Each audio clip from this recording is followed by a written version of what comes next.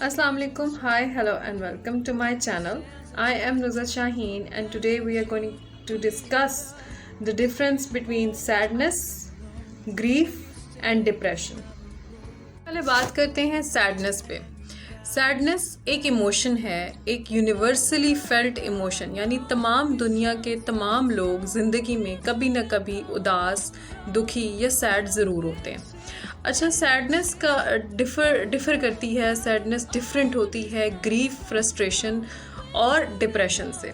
Sadness जो है तो वो टेम्पररी थोड़े टाइम का फेज़ होता है, थोड़े टाइम के लिए किसी वजह के तहत जब आप परेशान या दुखी होते हैं तो वो सैडनेस होती है। मैंने इनिशियली बात की थी कि हम बात करेंगे सैडनेस, ग्रीफ और डिप्रेशन के बारे में। तो ग्रीफ जो होता है, ग्रीफ बेसिकली वो इमोशन है जो आप महसूस करते हैं जब आप अपने किसी प्यारे को खो देते हैं या अपनी किसी प्यारी चीज़ के खो जाने पे जो दुख मनाया जाता है या जो दुख किया जाता है उसको हम ग्रीफ कहते हैं। ग्रीफ जो होती है इसकी 7 स्टेजेस होती हैं। इनिशियल जो सबसे पहली स्टेज होती है, सबसे initial state shock and denial होती है, यानी सबसे पहले धचका लगता है, फिर आप डिनाई करते हैं थोड़ी देर के लिए, कभी और कभी ज़्यादा देर के लिए। आप इस चीज़ को मानने को तैयार नहीं होते हैं कि जो हुआ वो आपके साथ हुआ, या आपका कोई प्यारा अगर आपको छोड़ गया या किसी की डेथ हो गई तो आप ऑन द स्पॉट उस चीज़ को एक्सेप्ट नहीं कर पाते। पहला स्टेज जो होता है वो शॉक और डिनायल का होता है। डिनायल का मतलब होता है उस चीज़ की नफ़ी कर देना कि ऐसा है ही नहीं।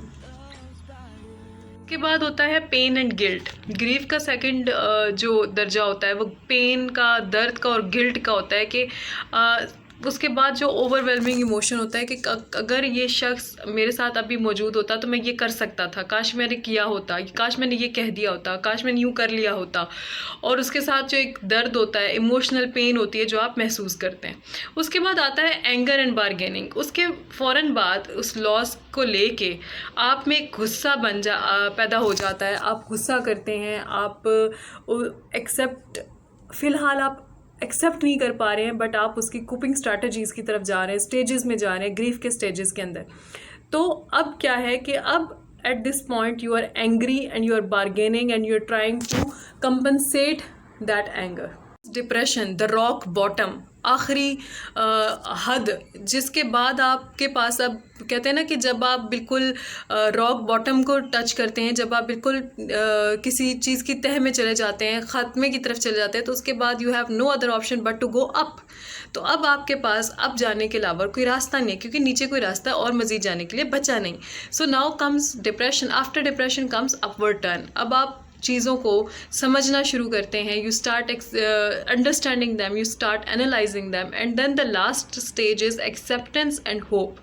जब आप एक्सेप्ट कर लेते हैं कि आपके साथ ये हुआ, कोई सान्या हुआ, कोई दोस्त छोड़ गया, कोई जानने वाला छोड़ गया, कोई किसी की डेथ हो गई, तो अब आपने एक्सेप्ट कर लिया and now you are hoping कि someday somehow things will get normal, और आप अपनी नॉर्मल रूटीन की तरफ वापस आ जाते हैं। तो this is grief that occurs in different stages, जिसके अंदर डिफरेंट स्टेजेस होती हैं और आप इन सारी स्टेजेस से गुजरते हैं, तभी आप नॉर्मल और हेल्दी ज़िंदगी की तरफ वापस आ सकते हैं। अगर आप इन सब स्टेजेस में से नहीं गुजरेंगे तो आप हेल्दी और नॉर्मल ज़िंदगी की तरफ वापस नहीं आ सकते। उसके बाद है डिप्रेशन। डिप्रेशन एक बीमारी है, मेंटल डिसऑर्डर है। डिप्रेशन का शिकार इंसान जो होता है, डिप्रेशन के फिर 3 दर्जे हैं। पहला दर्जा जो है वो माइल्ड है, यानी बहुत थोड़ा असर होना डिप्रेशन का। आपका सैड आप हैं और इस एक फ़ेज़ में, डिप्रेशन के फ़ेज़ में आप दुनिया से कट कर रह जाते हैं, आप अपना काम नहीं कर पाते हैं, आप सोशली लोगों के साथ इंटरेक्ट नहीं कर पाते हैं। जिन लोगों के साथ बैठना आपको कभी किसी दौर में बहुत पसंद था, अब वो आपको बिल्कुल पसंद नहीं है। आप अपने डेली लाइफ फंक्शंस में बिल्कुल मफलूज होकर रह गए। अब आपसे कोई काम नहीं होता, आपका बिस्तर छोड़ने का दिल नहीं करता, you feel like crying, you feel exhausted and tired, कि आपके अंदर से जैसे सारी जान निकल चुकी है। तो दिस इज़ डिप्रेशन। और इसका जो सबसे पहला दर्जा होता है माइल्ड डिप्रेशन का, इसमें से निकलना आसान होता है। आप अपने आप को इसमें से खुद अपने ऊपर काम करके, अपने ऊपर अपने बारे में जान के, सेल्फ एनालिसिस करके, सेल्फ इंट्रोस्पेक्शन करके इसमें से निकल सकते हैं। इसके बाद आता है मॉडरेट का।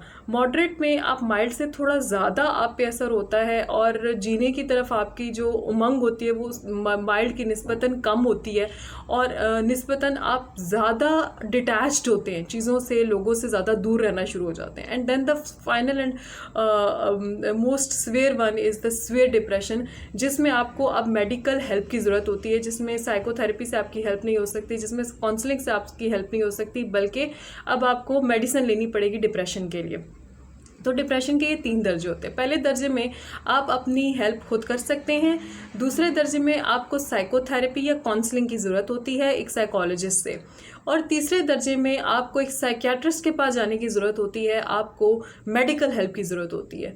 तो sadness, grief and depression, these 3 are very different things. ये तीनों ऑल्दो एक दूसरे के साथ लिंक्ड है, लेकिन ये चीज़ें डिफरेंट हैं।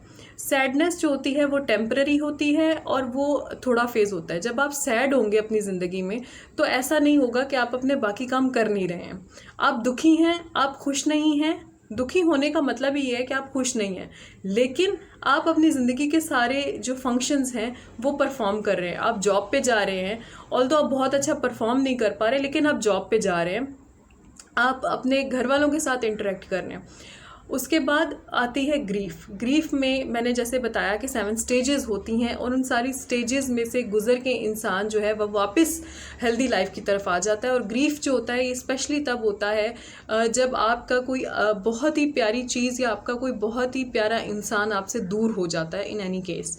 उसके बाद है डिप्रेशन। डिप्रेशन बजाते खुद एक डिसऑर्डर का नाम है, और अगर ये माइल्ड हो, क्योंकि हम सब की ज़िंदगी में वक्तन फ़क्तन कुछ ना कुछ होता तो ज़रूर रहता है, तो अगर ये माइल्ड है, माइल्ड का मतलब है कि अगर इसका असर इतना ज़्यादा नहीं है, आप अभी भी अपने डेली फंक्शंस जो हैं वो परफॉर्म कर रहे हैं, लेकिन वो बहुत ज़्यादा कंपनसेट हो रहे हैं। आप जॉब पे जा रहे हैं लेकिन आपसे जॉब का काम किया नहीं जा रहा, और नतीजतन आपके पास फाइल्स जमा हो रही हैं जो आप कंप्लीट नहीं कर पा रहे हैं। आपके पास कॉपीज़ जमा हो रही हैं जो आप चेक नहीं कर पा रहे हैं एज अ टीचर, और एज अ एम्प्लॉई आप अपने ऑफिस का काम नहीं कर पा रहे हैं। तो अब आप डिप्रेशन का शिकार हैं। आप अपने दोस्तों प्यारों से बात नहीं करना चाहते हैं, आप उनसे दूर रह रहे हैं, आप अपने आप को उनसे दूर कर रहे हैं। सोशली डिस्टेंस जो है, जैसे कि आजकल वैसे भी चल रहा है कोरोना की वजह से, लेकिन आप इंटरनली भी उनसे दूर हो चुके हैं, आप उनसे बात करना ही नहीं चाहते हैं, लेकिन आप वक्तन फ़क्तन उनसे बात कर भी रहे हैं, तो इसका मतलब है कि आप माइल्ड डिप्रेशन का शिकार हैं। मॉडरेट में आप उनसे बात करना छोड़ देंगे, और स्वेयर डिप्रेशन में आप हर इंसान से ही बात करना छोड़ देंगे, अपने आप को लॉक कर लेंगे, एक कमरे में बंद हो जाएंगे और सिर्फ बिस्तर के हो जाएंगे, and you would have no energy to do anything. तो दीज आर डिफरेंट स्टेज। आज की वीडियो से बहुत से लोगों के कॉन्सेप्ट क्लियर हुए होंगे, और अगर आपका इस वीडियो को देखने के बाद कोई एक कॉन्सेप्ट भी क्लियर हुआ है तो please do like, subscribe my channel, press the bell icon so that you can get notification whenever I put some new video on.